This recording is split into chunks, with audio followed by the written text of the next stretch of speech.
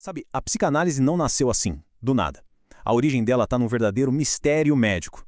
Algo que deixava doutores e pacientes da época, olha, de cabelo em pé. Vamos desvendar essa história. Imagina só, final do século XIX. Fazer uma pergunta dessas, se um sintoma físico poderia ter uma causa puramente mental, isso era revolucionário. A simples ideia de que a mente sozinha era capaz de adoecer o corpo, isso abriu um caminho que mudou a psicologia para sempre. Bem, a nossa jornada aqui vai ter 5 paradas bem importantes. A gente começa com o enigma da histeria, depois passa por Charcot e a pista que ele achou na hipnose, explora o método catártico, entende a grande virada de Freud e, por fim, a gente conversa sobre o legado disso tudo, a escuta do inconsciente. Então, vamos lá. Nossa história começa com uma condição que era um verdadeiro quebra-cabeça. Algo que simplesmente desafiava a medicina da época, a histeria. Olha, a histeria foi um mistério por séculos, literalmente. Pensa bem, na Grécia Antiga o pessoal acreditava que o problema era um útero errante. É isso mesmo. Já na Idade Média, os mesmos sintomas eram vistos como sinal de possessão demoníaca. Isso mostra como o sofrimento da mente era sempre jogado ou para o corpo ou para o espiritual. Nunca era visto como algo da própria mente. E o ponto é que os pacientes tinham sintomas muito reais, sabe? Paralisias, perda de sensibilidade, coisas que realmente debilitavam. Só que os médicos examinavam, procuravam e nada. Não achavam nenhuma razão física para explicar aquele sofrimento todo. E aí que vem a primeira grande sacada, a primeira virada de chave. O sintoma, ele tinha um significado. O corpo não estava falhando à toa. Ele estava, de alguma forma, tentando falar. Falar sobre um conflito que a mente consciente não dava conta de colocar em palavras. Era como se fosse uma linguagem simbólica da dor que estava lá dentro. E como em toda boa história de detetive, sempre tem aquela primeira pista que muda tudo, né? No nosso caso, essa pista veio de um neurologista francês chamado Jean-Martin Charcot. O Charcot, ele literalmente mudou as regras do jogo. Foi ele o primeiro a olhar para a histeria com seriedade científica e a dizer, olha, isso é um distúrbio neurológico real, não é fraqueza moral, não é coisa de mulher, e isso devolveu a dignidade para essas pacientes. Nas suas demonstrações públicas que ficaram famosíssimas, o Charcot mostrava na prática que a mente tinha um poder sobre o corpo que para a comunidade médica da época era algo simplesmente inimaginável.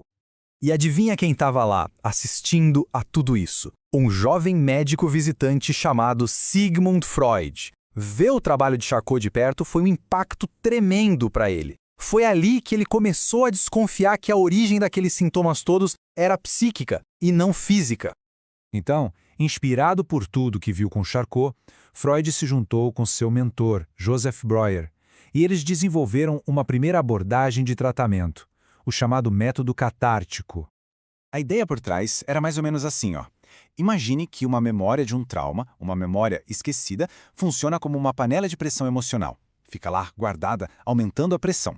A teoria era que se conseguissem liberar essa pressão, um processo que eles batizaram de abreação, o sintoma físico poderia simplesmente desaparecer. Aqui a gente vê uma mudança que é sutil, mas fundamental. Pensa bem, com Charcot, o médico era figurativa. Ele sugeria a cura. O sintoma vai sumir.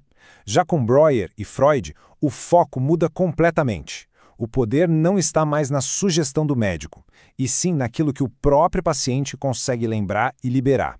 O paciente deixa de ser um receptor passivo para se tornar um participante ativo na sua própria cura. É uma virada e tanto. Só que o Freud logo percebeu que esse método também tinha suas limitações. E foi justamente ao esbarrar nesses limites que ele chegou na sua descoberta mais revolucionária de todas. Ele sacou que não adiantava só o paciente desabafar tudo num estado de transe. Para a cura ser de verdade, ser duradoura, o paciente precisava lidar com aquele material reprimido de forma consciente. Era preciso entender, elaborar e não só botar para fora. Então, diante desses problemas, Freud precisava de uma nova ferramenta. E foi aí que ele tomou uma decisão radical. Abandonou a hipnose de vez e criou o que viria a ser a regra de ouro da psicanálise, a associação livre. E aqui está o pulo do gato, o novo princípio central. O caminho para chegar no inconsciente não é mais a sugestão do analista, mas a própria cadeia de pensamentos do paciente, dita sem filtro, sem censura. A verdade estava ali, naquilo que emergia espontaneamente. Certo, mas aí fica a pergunta: por que essa jornada histórica toda da histeria até a associação livre é tão crucial para a gente entender a psicanálise hoje em dia? Porque a psicanálise propôs uma ideia que, na época, era completamente radical. A de que o corpo pode sim falar aquilo que a mente consciente não consegue dizer. E isso quebra aquela divisão rígida que existia entre mente e corpo.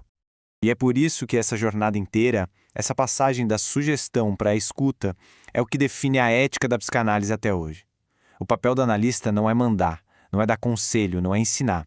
É fundamentalmente criar um espaço seguro para que o inconsciente da pessoa possa se manifestar e finalmente ser escutado.